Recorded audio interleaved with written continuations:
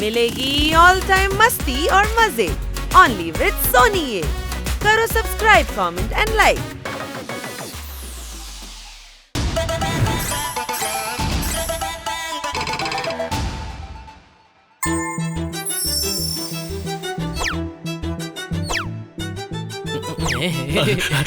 Chocolate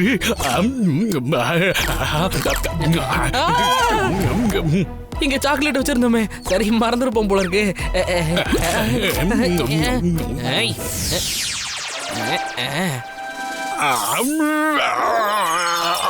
chocolate நினைச்சியா? அது கல்லு. இதுக்கு தான் பல நாள் திருட ஒரு நாள் மாட்டுவான்னு சொல்லுவாங்க. மாட்டிட்டியாடா? ஏன்டா அப்படி திருடிக்கிட்டு இருக்க? திருடுறது தப்புன்னு முன்னோர்கள் சொல்லிருக்காங்கல்ல, அதை விட்டுட்டு ஏன் அப்படி திருடுற நீ? சாக்லேட் உடம்புக்கு கெடுதி, அதனாலதான் நான் பழங்கள் வைக்கலான்னு சொன்னேன். வேண்டாம் வேண்டாம் வேண்டாம் வேண்டாம் வேண்டாம், தெரியாம பண்ணிட்டேன். அப்புறம் என்ன, அவன் தான் சாரி கேட்டான்ல, நீயே மன்னிச்சிடு. விட்டா ஓவரா பேசுறீங்க.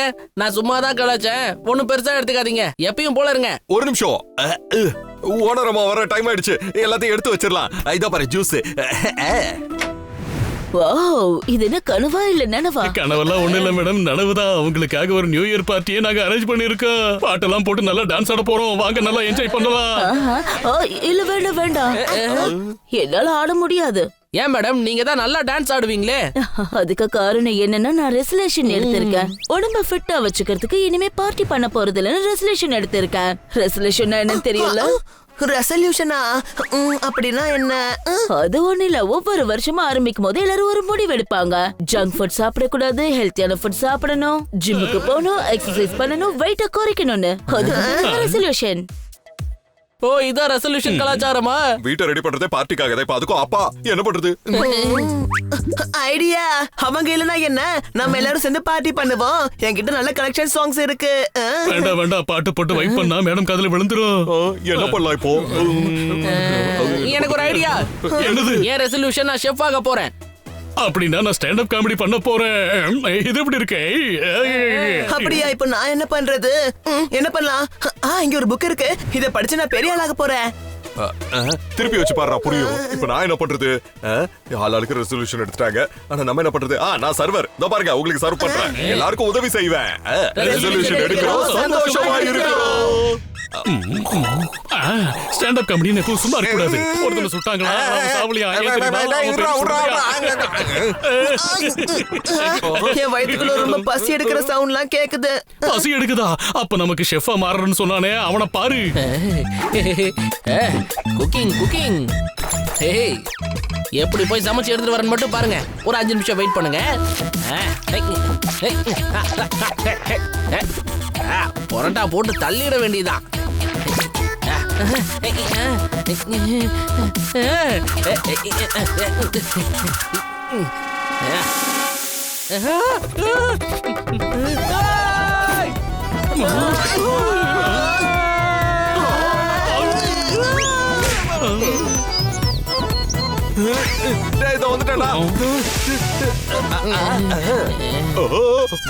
உதவி தேவை நண்பா. என் ரெசல்யூஷன் படி நான் உனக்கு உதவி செய்யறேன். உனக்கு என்னடா தெரியும்? குடுறா, நான் பாத்துக்கிறேன். இவ்வளவு நாளா நான் தானே சமைச்சுக்கிட்டு இருந்தேன். ரெண்டு பேரும் சும்மா இருக்கீங்களா? நான் தான் ஷெஃபா மாற போறேன் ரெசல்யூஷன் எடுத்தேன். அதெல்லாம் சரிதான், ஆனா உனக்கு தான் பரோட்டாவே ஒழுங்கா பண்ண தெரியாது. என் என்சைக்ளோபீடியா என்ன சொல்லுதுன்னா, உனக்கு சமைக்க தெரியாது, சோ நம்ம ஹோட்டல்ல போய் சாப்பிடலாம்னு சொல்லுது. நீ என்ன தப்பா நினைச்சிட்ட? இங்கே இரு, நான் சாப்பாடோட வரேன். ஈஸி நினைச்சனே, ஆனா போட்டு பாடா படுத்துதையா?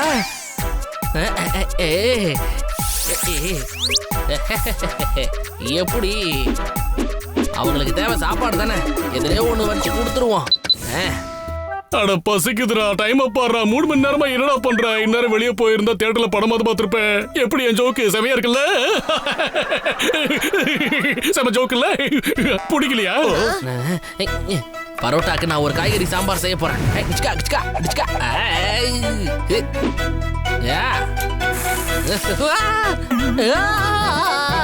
எரியுது, கண்ணு எரியுது, காப்பாத்துங்க.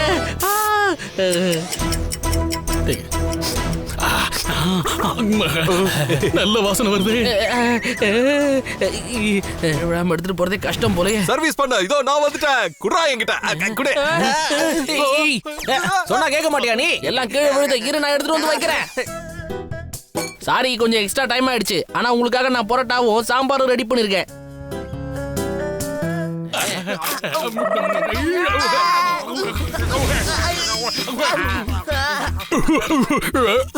அட பாவி, பழு தேய்க்கிற பிரஷ் பத்திக்கிட்டு எரியுது. அப்படி என்னடா இதுல போட்டேன்?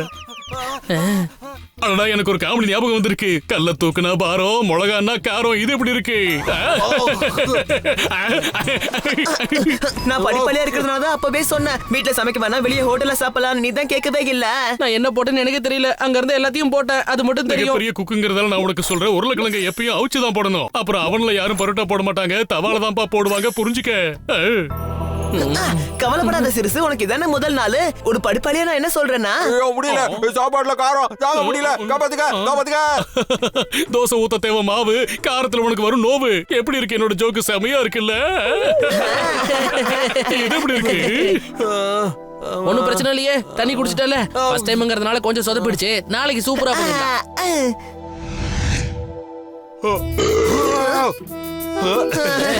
அடுத்த போஸ்.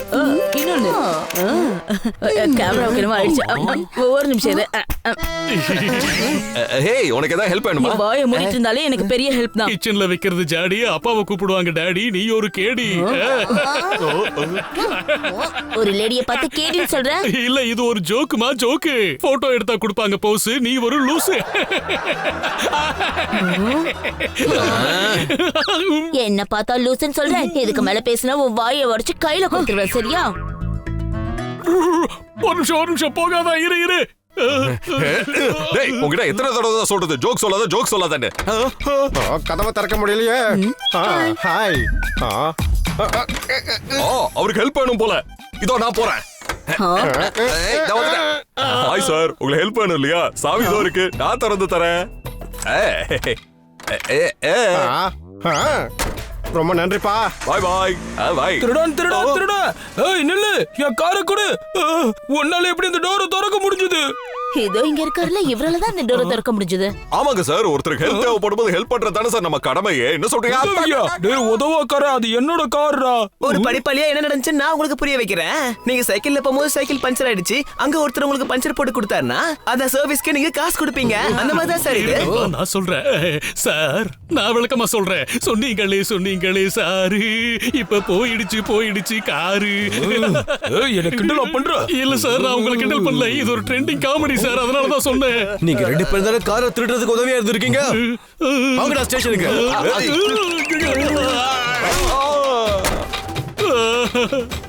அந்த போலீஸ் வண்டியை ஃபாலோ பண்ணி போய் நம்ம கண்டுபிடிக்கலாம். சீக்கிரம் வா. எதுக்கு நம்ம கண்டுபிடிக்கணும்? ஒரு படிப்பாளியா சொல்றேன், அந்த வண்டி போலீஸ் ஸ்டேஷனுக்கு தான் போகுது.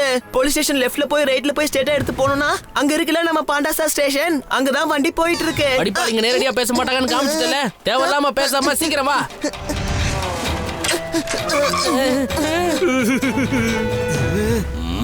சார் எப்படி இருக்கீங்க? ஒரு அடி உள்ள எடுத்து வச்ச உன்னையும் தூக்கி உள்ள போட்டுடுவேன்.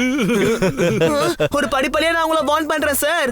EPCO 6728வது சட்டம் என்ன சொல்லுது தெரியுமா? கைதியை பார்க்க வந்தா கலாய்க்க கூடாதுன்னு சொல்லுது. அப்படி ஒரு சட்டமே கிடையாது. மரியாதை இங்க இருந்து வெளியே போயிடு. சார், எத்தனை கேஸ் நீங்க சால்வ் பண்றதுக்காக நாங்க குடும்பமா சேர்ந்து வேலை பார்த்திருக்கோம். அத மறந்துட்டீங்களா? இது நியாயமா? எல்லா கேஸையும் நீ கண்டுபிடிச்சினா நான் இங்க சும்மாவா இருக்கேன்? நான் அப்படி சொல்லல சார், கொஞ்சம் சிரிங்க. சரிங்க சார், வாய் விட்டு சிரிச்சா நோய் விட்டு போகும் சார். அதுக்காக வெளியெல்லாம் விட முடியாது. சார், இன்னுமா உங்களுக்கு புரியல? நீங்க அவங்கள வெளியில விட்டா இந்த தடவை உங்களுக்கு ப்ரொமோஷன் கொடுத்துருவாங்க. நீங்க பெரிய ஆபீசர் ஆயிடுவீங்க. நீங்க உதவி செஞ்சுதான் எனக்கு ப்ரொமோஷன் கிடைக்கணும்னு அவசியம் இல்ல. அவங்கள வெளியில விட்டா உங்களுக்கு பிடிச்ச கேக்கு பன்னு எல்லாத்தையும் வாங்கிட்டு வந்து கொடுக்கறேன், சாப்பிடுங்க. நான் வரும் பஞ்சம், அவன் உங்களுக்கு கொடுக்கறேன்னு சொல்றான் லஞ்சம். டேய் அமைதியா இருடா. எனக்கு லஞ்சம் கொடுக்க பாக்குற ஒண்ணு. ஒரு நிமிஷம் இருங்க. இல்ல அவன் ரைமிங்ல வருதுன்னு அப்படி சொல்லியிருக்கான். இல்ல, அப்படியெல்லாம் எதுவும் இல்லையே. பால்ல இருந்து எடுப்பாங்க நெய். இவன் சொல்றதெல்லாம் பொய். எங்க இருந்துடா புடிச்சிங்க இவனை? நான் ஏற்கனவே சுகர் பேஷண்ட், கையெல்லாம் நடுங்குதுடா. உன்னை விட மாட்டேன்டா. நான் ஹெல்ப் பண்றேன். உங்களுக்கு ஹெல்ப் பண்ண அவ்வளவுதானே. இதோ பாருங்க. டேய் யார கலாய்க்கற? சார கலாய்க்கறியா? சொல்லு சார முதல்ல அவனை அடிக்கிறது நிறுத்து. சொன்னா கேளு. என்ன திமிரு உனக்கு? சார போய் எப்படி கலாய்க்கலாம்? நீ காவல்துறை சிங்கம்டா அவரு. அவரை போய் டேய் நிறுத்துங்க.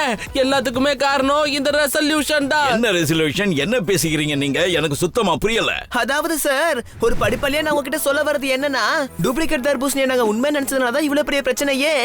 டேய் யாராவது ஒருத்தனாவது எனக்கு புரியற மாதிரி பேசுங்கடா. சார் நீங்க எதுவும் கவலைப்படாதீங்க. நான் உங்களுக்கு டீப் அண்ட் டீடைலா எக்ஸ்பிளைன் பண்றேன். சரியா? அதாவது என்னன்னா நடந்தது வந்து சீக்கிரமா சொல்லு.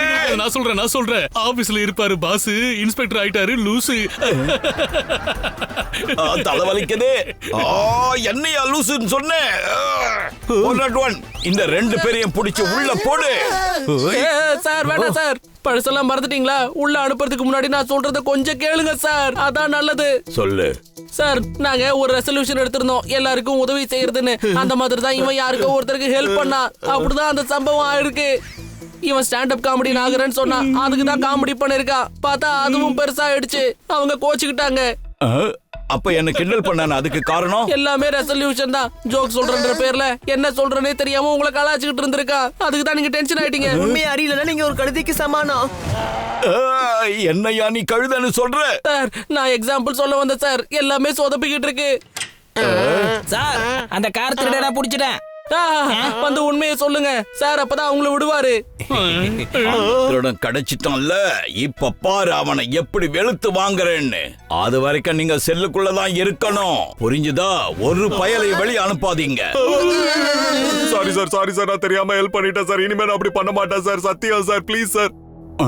கடல் நீர் உப்புதான். நான் உங்களை கலாய்ச்சது தப்புதான். டேய் என்னடா இவன் ஃபீல் பண்றது கூட இப்படி பண்றான். சரி அவங்கள ரிலீஸ் பண்ணுங்க.